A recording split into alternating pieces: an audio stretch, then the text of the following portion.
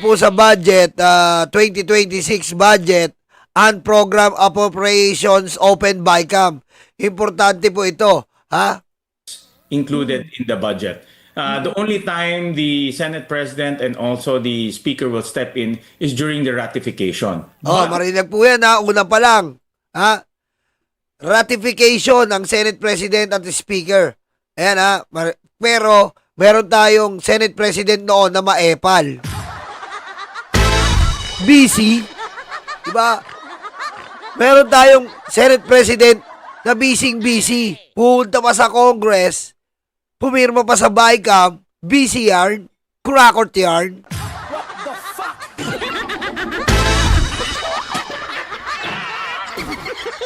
Diba? Busy yan, kurakot yarn. 18 million lang pera niyan. Pero ang regalo na para iba, $55 million. Ay, 55 million pesos. Ang lupit. Salin mo mukha mo, Chis Escudero, ha? Ha? Isalin mo yung mukha mo. Wala kang puso, hayop ka! It doesn't bar, but Karen, it doesn't bar them from sitting in the bicameral conference committee meetings. The Senate President can sit in any of the meetings. He's the leader. He can sit in any of the hearings, any of the meetings, any of the technical working groups as the leader. Okay, so would it be remiss for a leader not to know insertions that are made per district, per agency? Is that the leader's job as well? Leader, you mean the chairperson? No, not the chairperson, beyond the chairperson. Because what was in question, of course, not already in this Congress, but the chairperson of the Appropriations Committee in the last Congress. So ang tanong ko, is the Senate President of any Congress or the House Speaker responsible for what has been discussed to look into insertions made? Okay, ha, magandang tanong to, ha. May kinalaman ba Speaker tsaka Senate President? Pero si Chis, kahit walang kinalaman, maepal talaga ang hayop, eh. Magandang tanong to, maganda. Karen, I can only speak for the Senate because this is where I became the vice chairman of the Finance Committee. When I was a congressman, I never became the vice chairman there, or let alone became any participant in the higher level budget process in the House. But in the Senate, the chairman in general, this is in all committees, the chairman is given a lot of leeway and discretion to decide on matters related to the committee and also to the committee report, including the Finance Committee. So traditionally here in the Senate, the chairman is given a lot of trust, tiwala. And the Senate President also gives a lot of trust to the chairman to decide on matters. Okay. It's up to the chairman to consult the body as well consult the leaders. Like in my case, I always consult the Senate President on very critical matters, like for example, ang program funds. No? Yun. So sa komite, okay? Eh ang problema nga, wala nga sino? Si Speaker doon. Si Chis Escudero lang ang sobrang epal noon. Ayan ang sinasabi ko, eh. I always consult Senate President Tito Soto on his opinion on this matters. But in terms of the details, ang daming detalye. We're talking about 4 volumes, 400 each. It's really the chairman that has the eyes on all of those details. It's the chairman that has the eyes, but the leader can set the tone on where the budget should go. Like, for Yes, example, definitely. you have Yeah. Senate President Tito Soto now, early on, already saying that he wants zero unprogrammed funds. Correct? Correct. Yes. So pwede mangialam, pwede sabihin ng leader ng either the Speaker or the Senate President, hindi yan pwede. Hindi pwedeng ilipat yan sa ganon. Pwede makialam. Well, Karen, the Senate President is also a member of the Senate. So he has equal voice among all of us. The chairman only, in my case, I'm only assigned to push for the budget and also the review the details of the budget. But at the end of the day, it's the body that approves the budget. So therefore, the body should be informed of the details of the budget. It's up to the members on the level of detail that they want. Some members actually go really into Yan, ayan ha, malinaw na malinaw po siya sabi ni Paring Win. Pare, kumusta ka na? Diba? Ngayon, ang problema po natin, dito nga, si Gutesa ay medyo alanganin na po. Medyo alanganin si Gutesa ngayon. Ayan ang problema po natin ngayon. Para matapos na po ito, talagang kalkalin na natin. Kaso, si Gutesa po, medyo hinahabol na po ngayon ng RTC.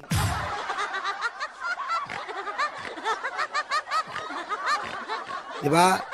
At dito naman po, nung nakaraang appropriations po, kung hindi nyo alam, ang gustong-gusto talaga ng Speaker Romualdez ay si Kimbo.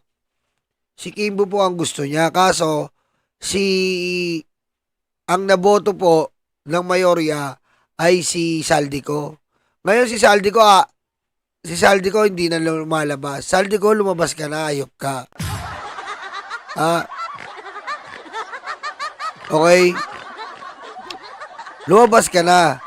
Ngayon, kung may kinalaman si Speaker Romualdez, sabihin mo.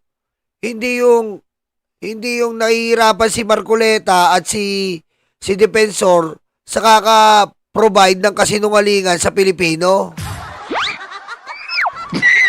Patayin mo si BBM. No joke.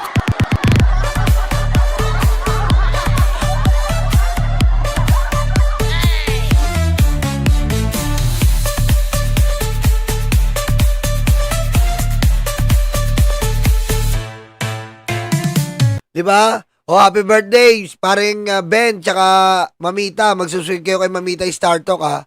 Okay? Happy birthday. Dapat, si Saldico, lumabas ka na. Para matapos na to. Para lahat ng mga congressman na involved naman ay makasuhan na rin. Kasi yung senador, yung sa senador kasi obvious na obvious eh. Kitang-kita mga magnanakaw sila eh. Diba? Lumabas ka na. Para matapos na to, hindi yung para lang may masabi kayo na madawit si speaker ay gagawin nyo. Diba? Ang pangit eh. Ang pangit ni Marcoleta, may wig.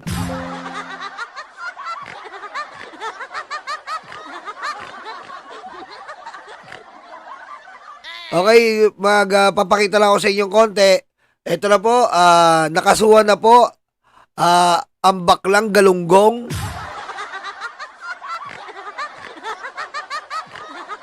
Okay?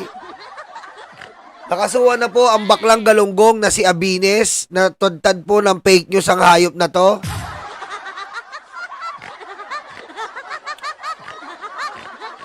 Yan po ang kanyang magsiat. Ginigipit daw siya ng gobyerno pero hindi niya nakikita yung kasamaan at kabaklaan niyang hayop siya.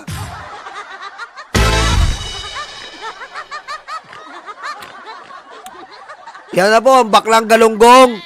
Nakasuhan na. Ano? Iyak! Tama si Sir Chris Angel. Alam mo yung salitang kanto, si Marcoleta po natatakot yan kasi may patong siya sa ulo. May patong siya sa ulo eh. Wig. Patayin mo si BBM. No joke.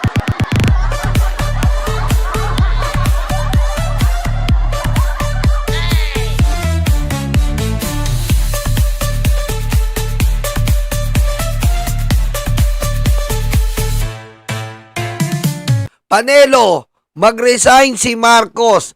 Babalik ang tiwala kasi si Sara Duterte ang magte-take over. What the? Are you serious, Sal Panelo? Are you serious, Sal?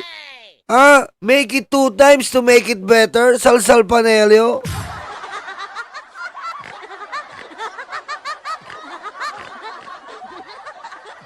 Are you serious? Diba? What the?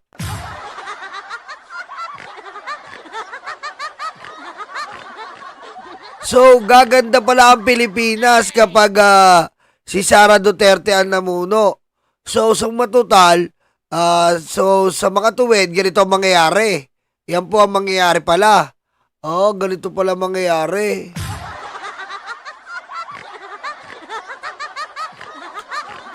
So, ganito yung gusto sabihin ni Salsal Panelo. Si Sara ang presidente, ang Senate President si Bato, at ang speaker si Iyot Man na puro pagnanakaw ang alam.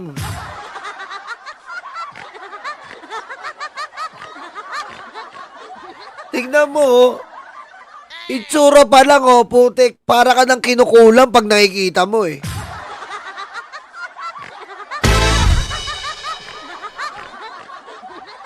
Alam mo, Salsal Panelo, Alam mo, Salsal Panelo, iraos mo na lang yan. Iraos mo yan.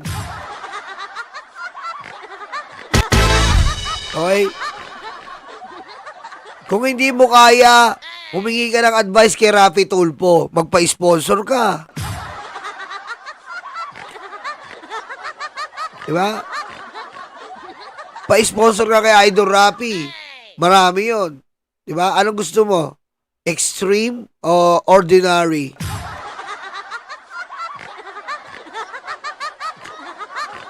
Diba?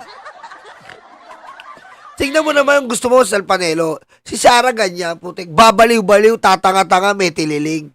Si Bato, walang alam kundi patayan. Eto namang isa, si Pulong Duterte, walang ibang alam kundi nakawan. Smuggle. Oh. Bag naman ang betlog.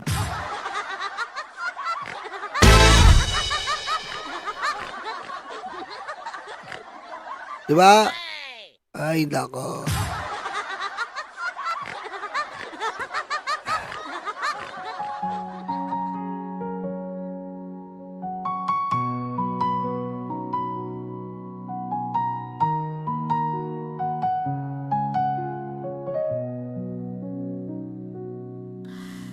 Ilan oras sa trabaho, kapiraso ang sweldo. Habang sila nag-aantay ng porsyento, kami ang nakukuba, hirap at nagdurusa. Iluluhon nyo lang pala aming mga pera. Galit at puot, hindi ito matatapos. Hindi kami titigil, boses man ay maubos. Kinamkamyo lahat ang aming pinaghirapan. Kayo ang salarin sa luha ng bayan. Galit at puot, hindi ito matatapos. Hindi kami titigil, boses man ay maubos. Kinamkamyo lahat ang aming pinaghirapan. Kayo ang salarin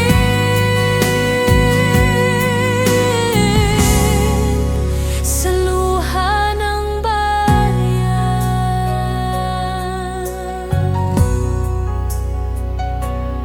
Sa kislap ng salapi nagbago ang mga anyo. Itim ang kulay na dumadaloy sa inyong dugo. Malansang katauhan, hindi nyo na matatakpan. Nakabarong na pala ngayon ang mga kawatan.